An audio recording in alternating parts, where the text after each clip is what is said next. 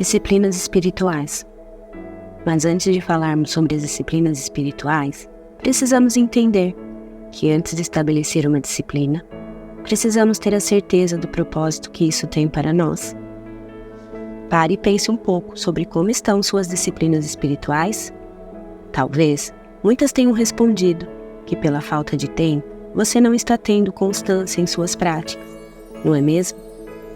Você sabia que quanto menos tempo você tiver, mais você precisa ter disciplina? A maior dificuldade que encontrava estava em criar um hábito. E aqui, coloco algo que deu certo para mim. Pedir que o Espírito Santo me convencesse dessa minha necessidade. Parece contraditório, né? Mas Deus nos conhece e sabe das nossas limitações. Cada uma aqui tem uma, ou mais do que uma, como eu. E quando nos apresentamos ao nosso Pai, Ele, pelo seu amor, nos capacita e oferece seu zelo em nossas dificuldades. Então, pare um pouco e seja honesta com você. Reconheça e tenha coragem de admitir que até aqui você não está praticando suas disciplinas da maneira com os objetivos corretos. Eu precisei ter essa coragem para ir buscar em Deus as respostas dessa minha vida rasa que estava levando. E creio que algumas de vocês também estejam assim. E por isso, quero dividir com vocês algumas coisas que eu tenho estudado. Esse meu estudo se baseia na leitura da palavra, em livros cristãos, oração e discipulado. Minha discipuladora, pastora Ana Paula, sempre repete esse versículo. Meu povo perece por falta de conhecimento. Oséias 4:6. E creio que perecemos por não buscar seu santo conhecimento. Você já parou para pensar que a falta de disciplina nos deixa escravos das nossas vontades? Enquanto nosso antigo eu reina em nós, não conseguimos romper esses obstáculos que nos prendem e a partir disso não conseguimos alcançar a nossa tão desejada maturidade espiritual. Dessa forma, as disciplinas espirituais vêm para nos libertar da prisão carnal, de uma vida como escravas, mesmo frequentando a igreja e fazendo parte de uma comunidade cristã. Se você já falou alguma dessas frases, tenho pavor de rotina. Não consigo jejuar. Na oração, me distraio muito. Não consigo acordar mais cedo para orar. Entre tantas outras desculpas, ore ao Senhor e peça que o Espírito Santo, através de uma conversão genuína, se transforme verdadeiramente e que o velho homem não viva mais, mas Cristo viva em você. A verdadeira conversão faz você procurar mais sobre Deus. Faz você ter a necessidade de aprender mais e passar mais tempo com Ele no secreto. Assim, veja as disciplinas espirituais como um meio de manifestar sua graça sobre a sua vida, como se fosse um endereço para você encontrar o seu presente. Eu e você somos pecadoras e necessitamos da graça de Deus para viver o que Ele nos prometeu. Pois eu bem sei os planos que estou projetando para vós, diz o Senhor, planos de paz e não de mal, para vos dar um futuro e uma esperança. Jeremias 29:11. Então vamos lá. Primeira disciplina: oração. Creio que essa seja a disciplina que você acha mais fácil, não é mesmo? Isso porque você já ouviu. Apenas fale com Deus, mostre o que está em seu coração, fale em qualquer lugar, em qualquer momento. Sim, não vou dizer que essas afirmações estão incorretas e que não podemos fazer uso delas em algum momento. Mas como disse, queria dividir com vocês aqui minhas descobertas, vou fazer algumas colocações. De acordo com Timothy Keller, em seu livro Oração, orar é essencial para cultivar intimidade com Deus e ser transformado à imagem de Cristo, sendo assim o principal meio de comunhão com Ele. Mas nessa intimidade, precisamos nos atentar que a oração não é apenas pedir, mas também ouvir a Deus. A oração deve ser uma resposta ao que Deus nos revela nas Escrituras. Nesse momento, quero alertar a importância de equilibrar a reverência, reconhecendo a sua santidade, com a intimidade, a proximidade pessoal com Ele. Tenho feito uso de orações escritas para, de certa forma, aperfeiçoar minhas orações, evitando repetições vazias e várias distrações. C.S. Lewis, em seu livro Como Orar, descreve que a postura do nosso coração A atitude interna de humildade e reverência é fundamental nesse processo e que podemos mesclar orações espontâneas com orações escritas, que com o tempo e a intimidade nos permitirá encontrar a nossa própria voz na oração. Agora, você deve estar se perguntando: e como devo orar? Vimos que a oração do coração pode ocorrer, mas Jesus não falou em nenhum momento sobre ela.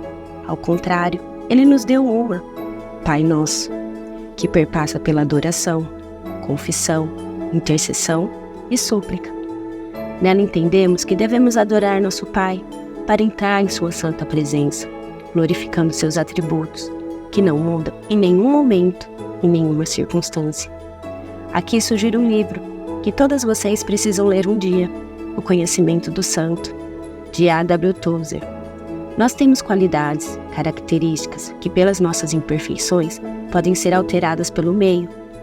Deus é soberano, imutável, onisciente, onipresente, onipotente, bom, justo.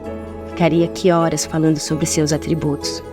Por isso, ao entrarmos em sua presença, precisamos reconhecer que Ele já sabe tudo, que nossa oração é mais uma oportunidade de conhecermos a vontade dEle do que transformar a vontade dEle.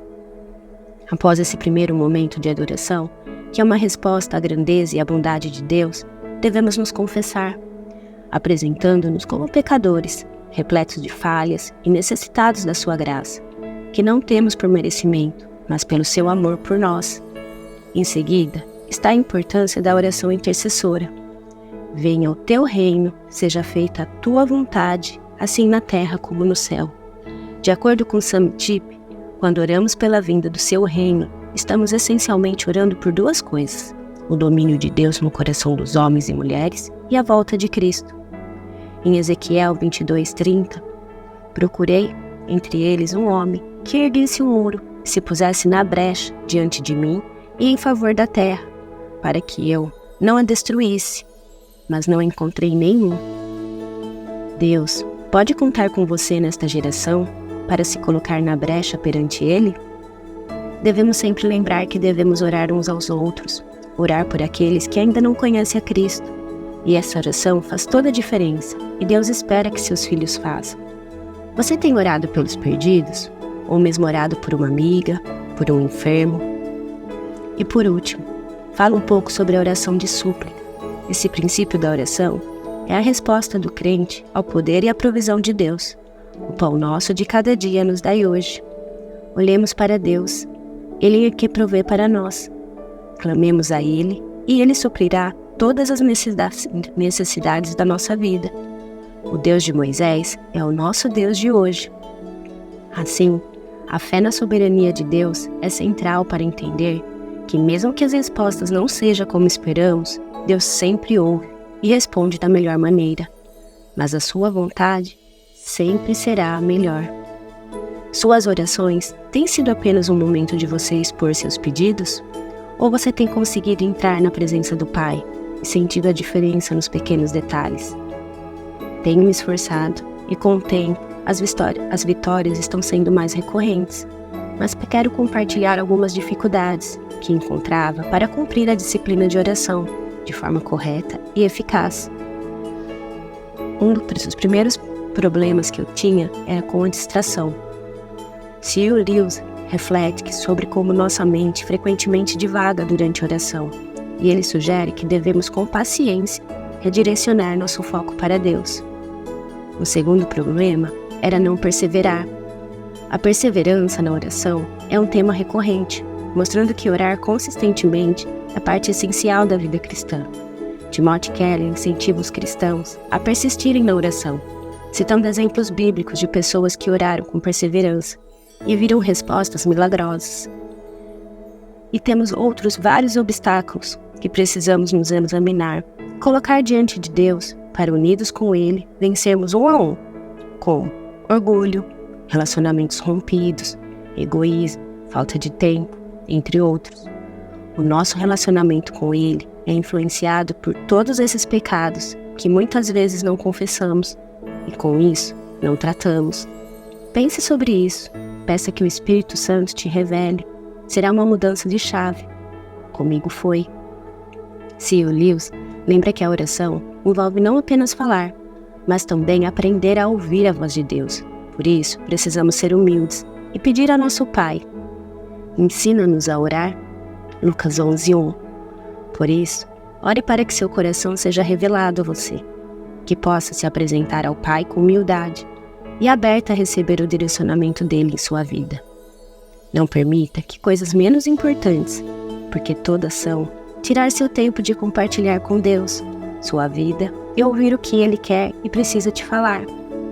Mantenha um horário fixo, se possível, pela manhã, e tenha um caderno de oração, para você anotar os motivos de oração, mas, principalmente, suas orações atendidas, que com o tempo você verá que serão muitas. Amo essa frase de Spurgeon: de joelhos, o crente é invencível. Quando tive esse conhecimento com as Escrituras, tive uma mudança de lugar. Sei que logo você terá a sua, caso ainda não tenha vivido isso. Para finalizar essa primeira disciplina espiritual, reafirmo que precisamos sim separar um tempo, encontrar um lugar e silenciosamente encontrar-se com Deus. Deus quer falar com você todos os dias. E você, também? Vamos para a segunda disciplina, jejum. Vamos passar para a disciplina espiritual, o jejum. E diferente da primeira, muitos acreditam ser a mais difícil. Por isso vou continuar a dividir as minhas descobertas, lembrando que sempre busco nas Escrituras, porque embora muito se fala de qualquer coisa, a Bíblia tem todas as respostas que precisamos. Então, por que devemos jejuar? Você já pensou sobre isso? Mas antes de responder, vamos ler essa passagem, Marcos 22, 18-20. Os discípulos de João e os fariseus estavam jejuando. Algumas pessoas vieram a Jesus e lhe perguntaram: por que os discípulos de João e os dos fariseus jejuam, mas os teus não? Jesus respondeu: como podem os convidados do noivo jejuar enquanto este está com eles? Não podem, enquanto tem consigo. Mas virão dias quando o noivo lhes será tirado, e nesse tempo jejuarão. Quando fui ler e buscar respostas sobre o jejum, percebi que ele, junto com a oração e a leitura da palavra, nos permite aproximar-se mais intimamente de Deus. Mas o jejum nos capacita e serve como ferramenta para nos humilhar e alinhar o nosso coração à vontade de Deus. Isso porque ao jejuarmos nos tornamos sensíveis a ouvir coisas que antes não conseguíamos ouvir, nem perceber. Os ruídos, o barulho vai diminuindo e você passa a ouvir e a enxergar o que antes parecia não existir. De acordo com o pastor Luciano Subirá, em seu livro A Cultura do Jejum, o jejum fortalece o espírito ao enfraquecer as paixões da carne. Ele transforma o nosso coração e, consequentemente, muda nossos amores. Quando vencemos a nossa vontade e colocamos ela em um local secundário em nossas vidas, começamos a ser libertados das amarras, pecados e vícios que tomavam conta da nossa vida. Mas por que você acha difícil fazer jejum? Veja o jejum como uma arma poderosa para usarmos no combate espiritual, especialmente para quebrar fortalezas do inimigo e abrir portas para o sobrenatural. Então, mesmo que você não tenha tanto conhecimento sobre o assunto, mas você acha que Satanás se agrada do seu jejum? Claro que não. Por isso, precisamos buscar o conhecimento e nos preparar para essa prática tão importante em todos os tempos. Como começar? Comece com jejuns mais curtos e simples. Dê preferência para estar em casa durante o período, para poder orar e ler a palavra. Não estipule um jejum que você não possa estar em algum período disponível a reconhecer e ouvir o que Deus está querendo lhe falar. Deus faz tanto por nós, e quando não conseguimos ouvi-lo, tomamos muitas decisões erradas. Por isso, quando decidimos jejuar, decidimos intencionalmente nos separar, nos humilhar diante de Deus, estar prontas a receber, a enxergar tudo aquilo que está te afastando de seguir nos caminhos do Pai. Mas você pode dizer: eu tenho muita fraqueza física, fome e me distraio com a televisão ou com o celular. Como posso vencer esses desafios? Persevere. A perseverança traz consigo grandes recompensas espirituais. Passamos a ter uma nova visão, novos valores. Reconhecemos e discernimos com mais facilidade o que é belo e o que é feio. E quanto mais você estiver na presença do Pai durante o jejum, você irá perceber que a fome, as dores de cabeça, as irritações serão menores até que se tornem despercebidas. Jejuar é um privilégio, mas aqui faço um alerta. A motivação correta do jejum é crucial. Ele deve buscar única e exclusivamente a face de Deus, e não apenas a sua mão, ou seja, as suas bênçãos. Muitas de nós erramos quando entramos em um jejum para conseguir algo material de Deus. Deus se alegra quando apresentamos um coração quebrantado, uma entrega completa à sua vontade e ao seu plano em nossas vidas. Comece jejuns de 3 horas, passe para 6, depois 12, até chegar a 24 horas. Esse, com o desenvolvimento da sua maturidade espiritual, poderá ser feito toda semana. De acordo com Spurgeon, todo cristão fracassa quando não jejua. Isso podemos entender quando lemos Marcos 9, de 28 a 29. Depois de jejuar, depois de Jesus ter entrado em casa, seus discípulos lhe perguntaram em particular: por que não conseguimos expulsá-lo? Ele respondeu: essa espécie só sai pela oração e pelo jejum. A nossa fé, fortalecida pela nossa oração e jejum, nos permite expulsar qualquer tipo de demônio. Mas se não estamos preparadas, se não conhecemos nossas armas, perdemos sem mesmo tentar. E para finalizar, lembre as orientações de Mateus 6, 16, 18. Quando jejuarem, não mostrem uma aparência triste, como os hipócritas, pois eles mudam a aparência do rosto, a fim de que os homens vejam que eles estão jejuando.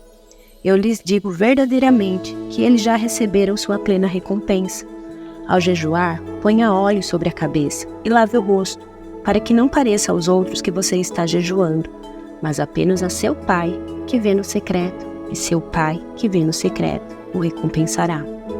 Não podemos falar que estamos jejuando? De acordo com as Escrituras, não precisamos nos colocar em um local de coitadas e de pesar quando jejuamos. Então devo mentir? Também não. Pode-se dizer que está tudo bem e que não quer comer hoje. Precisamos ter bom senso. Em certas ocasiões, falar será importante, com entusiasmo e exortação. Portanto, decida jejuar.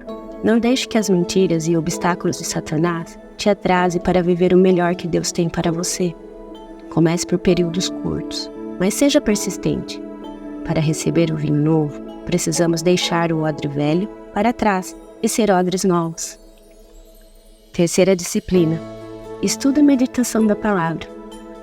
Estamos chegando para a última disciplina, mas ao contrário do que possa parecer, ela sempre deveria ser a primeira. Você sabia? Pensa comigo. Como podemos orar e jejuar se não conhecemos quem realmente Deus é e, principalmente, não conhecemos as promessas que Ele nos deixou? A Bíblia é a palavra de Deus. Antes de termos intimidade com Ele, precisamos conhecê-lo através da sua palavra.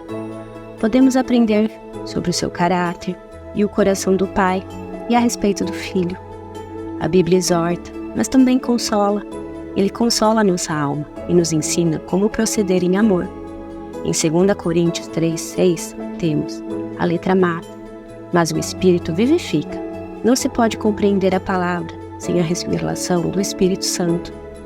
Mas você, como eu, podemos ter dificuldade em ler e entender tudo o que está escrito, não é mesmo? Você sabia que a primeira vez que abri a Bíblia para ler, eu estava passando por um momento muito difícil e delicado. Posso dizer que era religiosa, mas não conhecia Deus verdadeiramente. E quando tentei ler, num misto de desespero e humildade, porque sabia que só Ele poderia me tirar daquele lugar, não entendi nada. Logo fechei a Bíblia e fiz uma oração simples, mas entreguei meu coração nela. Deus, se você existe mesmo e pode tudo, eu preciso te conhecer. E Ele, que me amava muito mais do que eu poderia imaginar, ouviu minha oração e começou a respondê-la. Se hoje estou aqui, foi porque em um certo momento eu entendi que só Deus poderia me transformar. Por isso tenho buscado fazer a sua vontade, e mesmo com minhas inúmeras imperfeições, tenho testemunhado das graças que Ele faz em minha vida. De acordo com Donald Whitney, as 2 disciplinas espirituais pessoais mais importantes são a absorção da palavra de Deus e a oração, e nessa ordem, pois é muito mais importante ouvir de Deus através da sua palavra do que Deus ouvir de nós em oração. Logo, precisamos ler a Bíblia para conhecer a Deus, e quanto mais conhecemos a Deus, mais queremos ler a Bíblia. Mas compartilho com vocês das dificuldades de iniciar essa leitura. E de acordo com John Piper, em seu livro Lendo a Bíblia de Forma Sobrenatural, para compreendermos plenamente a Bíblia, precisamos da ajuda sobrenatural de Deus. A leitura da Bíblia não é apenas uma atividade intelectual, mas uma experiência espiritual. Precisamos depender do Espírito Santo para nos iluminar e nos dar discernimento espiritual. Aqui destaco uma importante característica dessa disciplina: a importância de meditar na palavra. A leitura das Escrituras é essencial, mas a meditação permite que nos aprofundemos mais na compreensão da palavra de Deus, aplicando assim em nossas vidas e, consequentemente, refletindo em nossas ações. Não deixe de falar as palavras deste livro, da lei, e de meditar nelas de dia e de noite, para que você cumpra fielmente tudo o que nele está escrito. Só então seus caminhos prosperarão e você será bem-sucedido. Josué 1:8. Lembre-se também, como descrito no Salmo 1, aquele que tem prazer na lei do Senhor e nela medita de dia e de noite, será como uma árvore plantada junto à corrente de água, que dará fruto. Diante disso, te convido mais uma vez a ter coragem para encarar a verdadeira motivação, consciência do seu coração.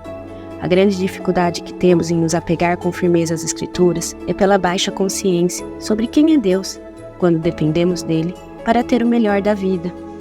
Pare um pouco e veja como você investe nas pessoas que você ama. Com certeza você verá que investe tempo nelas e sente prazer nisso, não é? Reveja suas motivações. Seja sincero em admitir os seus pecados e decida vencê-los. Você vai precisar estudar a palavra. Não existem atalhos, mas o mais lindo será que você sentirá a sua mente sendo renovada e sentirá todos os dias o amor dele por você. Tire tempo para contemplar a palavra, pensar nela, adorar, e aos poucos você conseguirá ter um entendimento mais analítico e profundo. Vou confessar aqui uma coisa, que você também pode ou não passar. No início tinha algumas parábolas e até versículos que lia, relia e não entendia. E nesse momento, precisamos pedir ajuda para nossas irmãs mais maduras espiritualmente. Não existe vergonha nisso. Até ser algo natural, passamos pela fase das dificuldades. Comece pelos evangelhos. Não tenha pressa. O pai da pressa é Satanás.